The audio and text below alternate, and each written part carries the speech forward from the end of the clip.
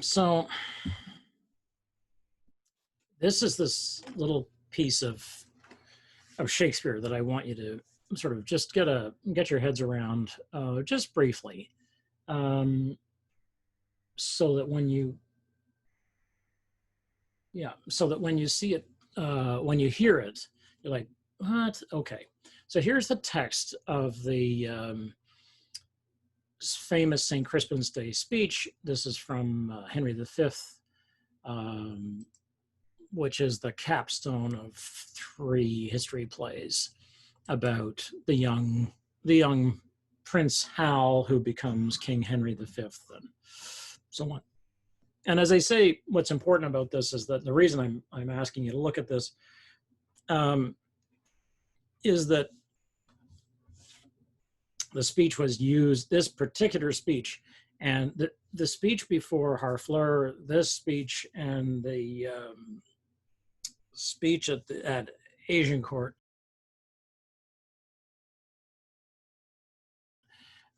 where he's urging on the once more into the breach, dear friends, and so on, is very important. But you'll recognize some really important passages from this, and that's partly what I want you to get. Okay, so the issue is that the British are terribly outnumbered here. And as Westmoreland says, they're fresh, which means the troops are rested. And this is incredibly important because so in this case, the troops have to cross the English Channel in wooden ships, right? I mean, it's a rough ride. And the Channel is known to be a dangerous, difficult passage. Even now, it's a significant piece of water to cross. Because the weather is rough and it's the ocean is fast and so on. It's dangerous. So you get off the ships and everybody's maybe been sick, depending on whether because most of the men have never been on the ocean before. And then they got to fight. They got to march, and then they got to fight. So the odds are bad, and this is one of these sort of military miracles that are often spoken of. And so Shakespeare is working with, I mean, he dresses it up to make it look better, but still it was a miracle. And it's at Agincourt, it's the triumph of the English longbow over the French knights who are all in plate. And the thing is that these longbows can pull so hard and they have so much strength. They're made of yew, which is very, very flexible and strong, a strong tree, but it's the flexibility which makes it so strong. And these English archers were good archers. So an arrow shot from one of these longbows will go right through the steel plate.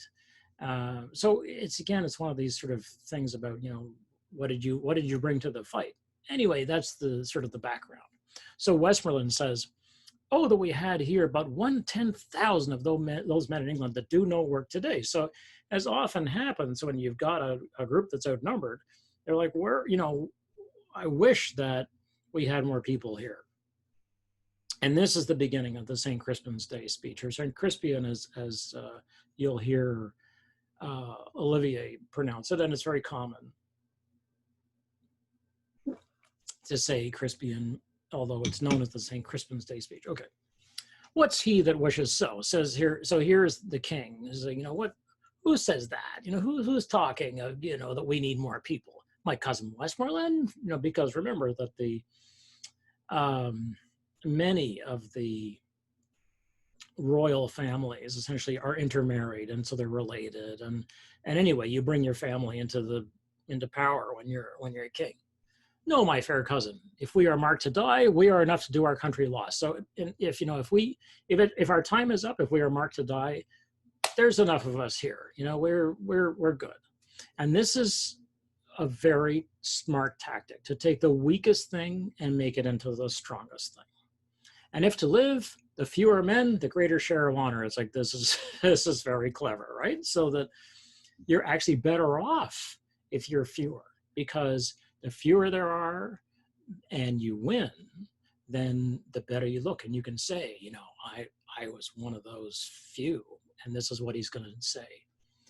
God's will, I pray thee, just wish not one man more. And you'll really hear both Olivier and Brana will hit this really hard, but Brana will do it more slowly. And this is why I think Brana's speech is almost twice the time for roughly the same speech. People are always omit things, and people are always revising Shakespeare and taking pieces out and saying, oh, I don't like that line, and okay, we'll do away with it, so on, to make it flow more smoothly. And also, if you were to play the whole play without editing it, basically, at the pace that we speak at, it probably would be, I mean, these plays would go on for 5 hours, because they were spoken at the time as, you know, what's he that wishes so? My cousin from Westmoreland? No, my fair cousin. I mean, they were clackety clackety clack. I mean, they rolled along. So anyway, God's will, I pray thee, wish not one man more. So like, no, we're enough. Okay, so now I'm down to I've omitted, this is the part that's omitted. Rather proclaim at Westmoreland through my host. Okay, the host here is the army. That he which hath no stomach to this fight. So if you don't feel well, I mean, quite literally, you know, your stomach, you don't have the stomach for it, is a sort of an antique way of saying basically that you're afraid, or people will say, oh, I've got no stomach for lining up to, I don't know, go and see so-and-so's show. I got no stomach for it. He's like, I'm not into it, as we would say now. He that hath no stomach for this fight, let him depart.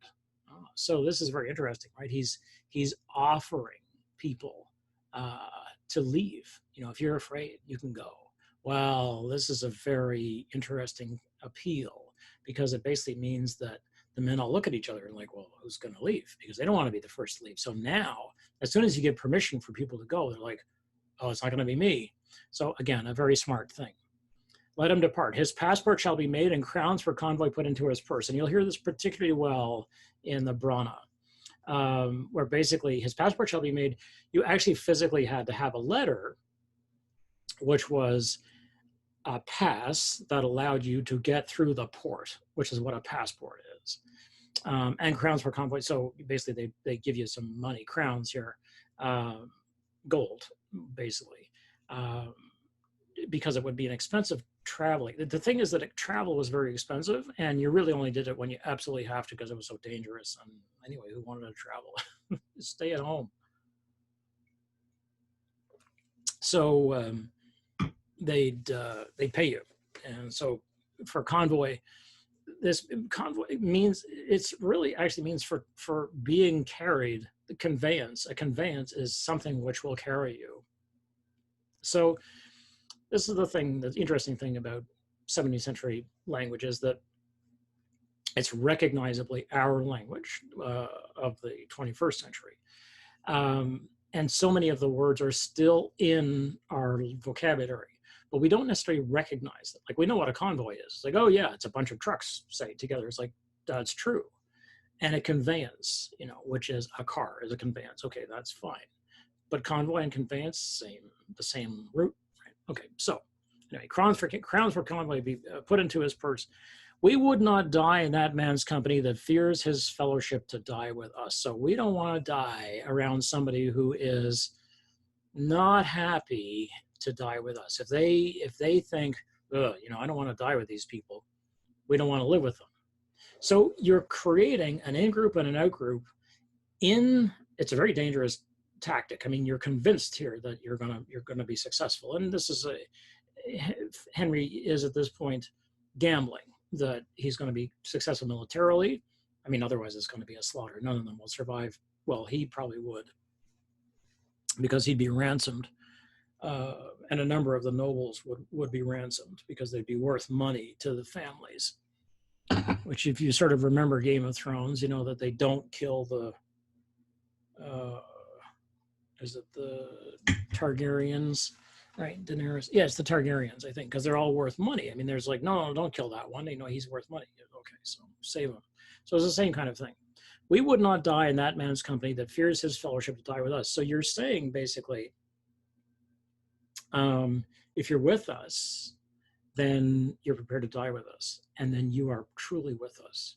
But if you are not prepared to die with us, then you are not of us. So it's either with us or with terrorists, right? It's the same appeal. You know? And then he moves on. Okay, so there's this pause, and you'll see this in both cases where the kings move to high ground. So Olivier decided to have Henry get up into a cart, which gives him the high ground, and so he can address the men. And it's just necessary because you're not going to, your voice has to carry on a battlefield. And the other Henry, Branagh's Henry, does the same sort of thing. He sort of steps up into the back of a wagon, but he's never quite as high as Olivier is. And then he's thinking, and he's like, this day is called the Feast of Crispian, right? And so now these feast days were extremely, they're still there, they still exist. But just about every second or third day was somebody's bloody feast day. There were always these, basically, because there were many, many religious holidays. It didn't mean people were always taking breaks, but it meant that work didn't look the same as it does now. There was no 5-day week. The whole concept of that is the only day that you didn't work for sure was the Sabbath, which was Sunday in the Christian world and Saturday in the Jewish world and so on. And maybe starting Friday night at sundown and so on, depending on how observant you were. Okay. So, but these feast days are like, so that is the names of the day. The days are named, or there are feasts for various different saints, and there are big saints and small saints, and they're all saints for all kinds of things. So this particular day, he's like, this is the day of Crispian. He that outlives this day and comes safe home. So if you live, right? And he's not saying you're not going to die. And he's saying, if you should live. It's a very canny, this is an amazing speech, apart from being beautiful poetry.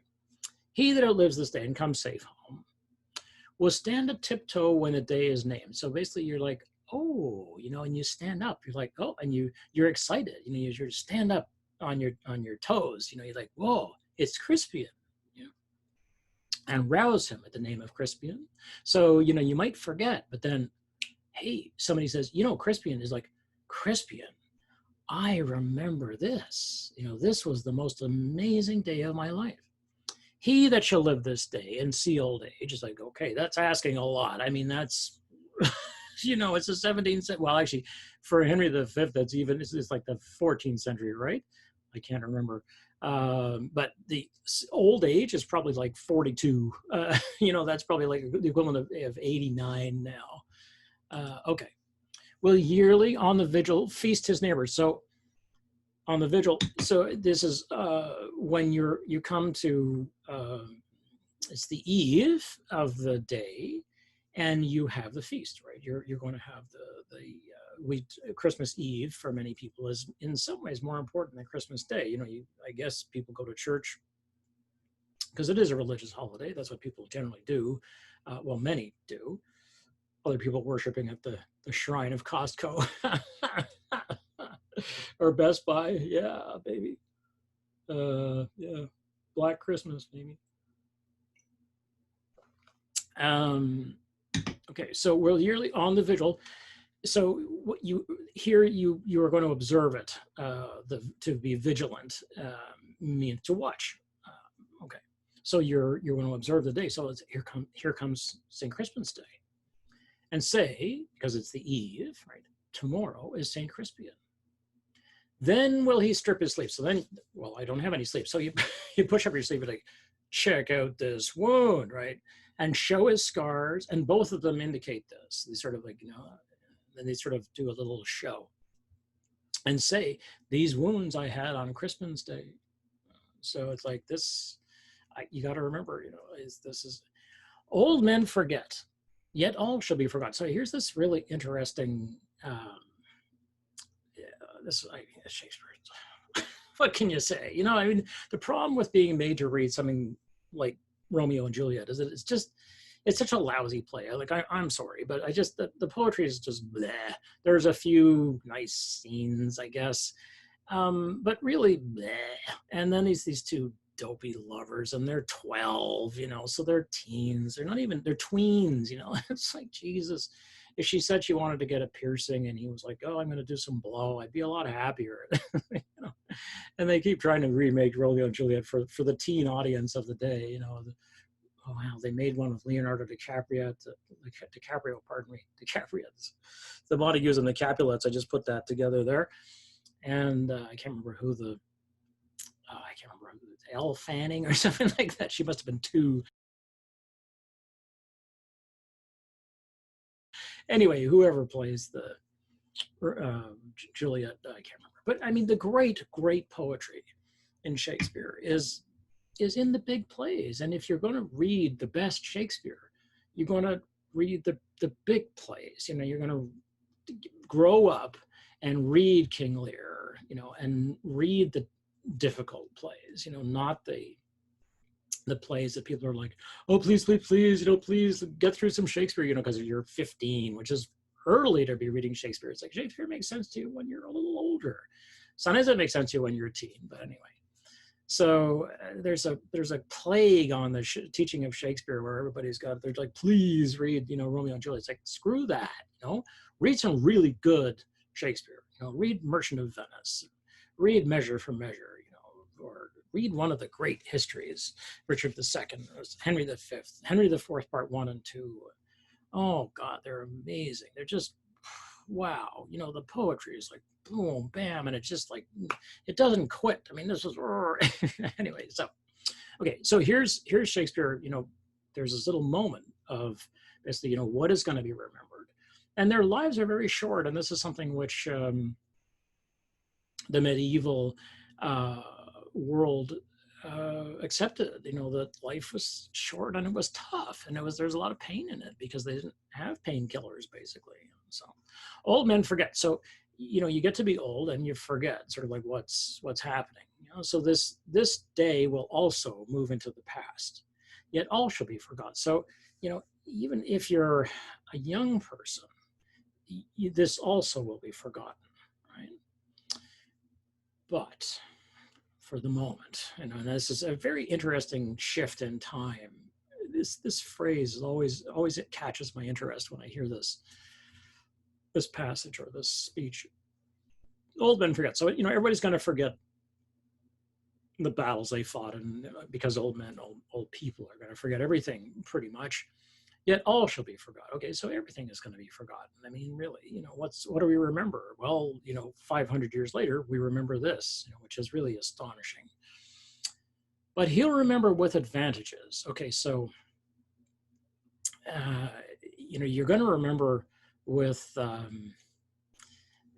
it's like with more, you know, you're going to have advantages. It's like plus, you know, it's sort of like, and this is an ad, right? I mean, it's propaganda. So like most propaganda, it's offering you something. It's like, you're going to be better. You're going to be bigger, you know, because if you come home a hero, you're really going to be a hero. You're going to be at an advantageous position. You're going to be a real hero.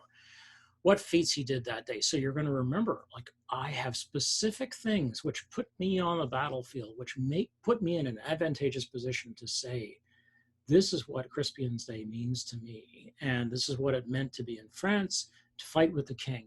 Right? Then shall our names familiar in his mouth as household words. Okay, so it's like, okay, so here come the names that you're going to be able to say. I knew these important people. I knew the dukes. I knew this duke and this earl and Harry the King. I was there, right? I saw it too. And this is an astonishing claim to be able to make, that you saw history. You were a witness to history. And so you, a lowly pikeman, let's say, or an archer, who was otherwise nothing, you know, just sort of a serf, you know, the hired man of the king. You knew that you rolled with the big time. You were in the big time. You were the big time. and you still are, because you never leave that alone, right? So then shall our names familiar in his mouth as household words. So it's like, well, whoa, what else you know? Well, you know the names of the saints, and you know the names of the apostles, you know the religious things. And you also know who's in power at the time. It's like, oh, watch out for Gloucester or whatever, watch out for the Duke. Okay, so, but household words, like, oh, okay, Harry the King. So look at, and it's such an appeal to closeness, that it's not Prince Henry or King Henry V. It's Harry, Harry the King. Well, Harry hasn't been Harry in the plays that lead up to this play, where Harry, the person who will become Henry V, is still a young man, and he's a very calculating young guy, is known as Hal. So here Harry is like, it's this familiar, like, if only the insiders get to use this. Harry the King, Bedford and Exeter, so the dukes, Warwick and Talbot, Salisbury and Gloucester, be in their flowing cups freshly remembered. So you're going to toast them, right? They're flowing cups, so that it's like you got a cup of wine and the wine is pouring, and people are like, yeah, pour on, it's like, pour me another. So that the wine is splashing in, and it's very Game of Thrones-y here. Game of Thrones is actually very Shakespearean. It's the other way around.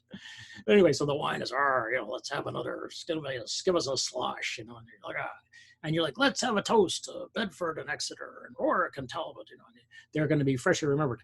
And you too, right? This story shall the good man teach his son. So you're going to pass this on to your son. So anybody here on the battlefield, a goodman, which means a trusted, loyal soldier. And Crispin Crispian shall ne'er go by. So there won't be an anniversary of the day will go by that you will be teaching your son this story. And the story is not just that you were there and that you were in such good company, but that you fought against amazing odds and won.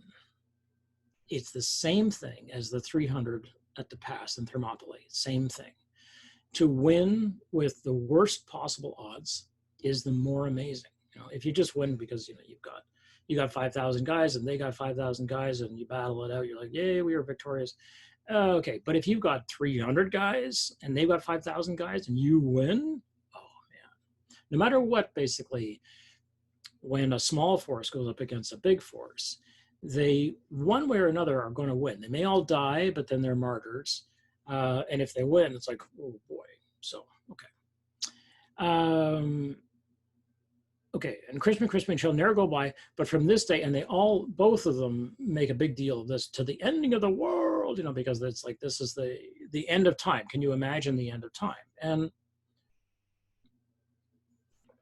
these people actually could imagine the end of time, because they lived in a sort of apocalyptic world. I don't mean that they were dreaming of sort of post-apocalyptic Mad Max sort of fantasies. I mean, they were dreaming of like crisis coming and coming back. There's going to be the resurrection. There's going to be the reappearance of God, and there's going to be Judgment Day. And it was a very dark, frightening, but also exhilarating sort of idea. So from this day to the ending of the world, but we in it shall be, and they say, remember it. So no matter what happens in history, this event, these things will be remembered, no matter what. Everything else, all shall be forgot, but not this. And then here comes this very, very famous line, which of course Spielberg takes and makes into his series. We few, we happy few, we band of brothers. And this is enormously strong. I just, oh my. And again, here making an enormous strength out of the worst weakness. And it's a very strong rhetorical strategy, which is to take on your weakest thing. In an argument, you go at their weakest point first. You protect your weakest point first by usually confessing it. You say, I know it looks like, there's only 500 of us on the battlefield, And that might be a bad thing. But, you know, at the same time, so the first thing is you address this, because people know, they're like, what about this though? Yeah, like I hear all these good things, but what about this? What about, you know, we got to talk about that. So you address it, just deal with it. We happy few, we band of brothers. Now this is again a real inclusion where the king is extending this brotherhood to these nothings. I mean, these nobodies, these soldiers who would otherwise just sort of be like rent-a-cops. Like, oh, you know, come on in. You're a family now. You're family with the king. For he today that sheds his blood with me shall be my brother. Wow. Okay. So that's a real deal. It's like, you know, you can call me on the phone anytime, you know, call me up and say, you know, come on in and say, I fought with you. And they're like, I do remember you, you know, yes, indeed. And what is the problem? It's like, so-and-so took my pig. It's like, well, we'll just fix that. You fought with me on Crispin's Day. I'm going to see justice is done. Be he ne'er so vile. So no matter how bad you are, so you could be the worst sort of person, you know, you don't close the cover on the garbage can, and you throw your stuff on the ground, you know, and you when you're out for a walk, and you don't scoop after your dog, and you know, you drink bad tea, and you know, you don't boil the water enough, and you know, horrible things like that, you know, like you use tea bags. Oh God, I can't imagine it. So no matter how bad you are, be he ne'er so vile, no matter how horrible you are, this day shall gentle his condition, because you will be remembered. You're like, well, you know, I see that you're a thief, but you were with me on Crispin's Day, and that is everything, right? So it's like a pardon for all your sins in many ways. And so there's this sort of religious quality. And the king actually does have the power to forgive a sin, because the king is considered to be appointed by God. Kings were, until really very, very recently, I mean, a couple of hundred years ago, kings were considered, although the people, you know, knew very well they were putting kings in power. Still, the appointment of a king and the deposition of a king, which is what happened in, as you remember, in the French Revolution in 1789, is that they did kill kings, and that there was terror. I mean, everybody was like, this is going to be the end of the world. I mean, it'll be darkness at noon, which is what happens when they crucify Christ. And, you know, God is going to appear and say that you took one of my boys. You know, that's not going to happen. So this day shall gentle his condition. That is, it'll make you over, make you good again. You'll be okay. And gentlemen, and it's interesting, this repetition, in England now abed, shall think themselves accursed they were not here. It's like, oh, I wish I'd been there. I wish I'd been in that fight. You know, I want to be in that band of brothers, and hold their manhoods cheap, whilst any speaks that fought with us on St. Crispin's Day. You know, so basically you're like, oh boy, you know, I'm not really a real man. Well, so he speaks of, yeah, when you're talking, so let's say you get into a storytelling, you know, well, I was at the battle of blah, blah, you know, and then somebody says, I was with the king on St. Crispin's Day. And people are like, okay, shut up. Listen to this guy. He's the real deal. Right? So the whole speech makes these incredible appeals to inclusion of the group, to brotherhood, and brotherhood in a very high company. There's none higher that's living, basically. There's no more powerful. So it's not unlike having a president. I'm not thinking about this president, but it's not unlike having a president, you know, walk into a room and say, hey, you know, I asked the 5 of you here specifically because you are my special people. And you're like, wow, you know, like I may not be a fan of the president completely, but that's pretty impressive to be told by a president that you're a special person. It's like, oh, what do you need? You know, like what can I do for you? And that is exactly what the king wants. And this is why it's so important that Kennedy will make the same kinds of rhetorical claims. And Kennedy was this amazing speechwriter, and so were his speechwriters. They were all, and they were all steeped in all of this stuff. So that when Kennedy makes his New Frontier speech, or his when he makes his acceptance of the nomination speech, and he says, what he says, ask not. It's the ask not what your country ask not what your country can do for you, but ask rather what you can do for your country. This is the same kind of rhetoric as we have here. Okay, so this should help a little bit. Okay, now go ahead and look at the Olivier Brana. Look at Olivier and then stop and come back and look at this, right? And then look at Brana. And I think you'll find Brana is much more hearable. I mean, I think Olivier is very exciting, which is why I put it in.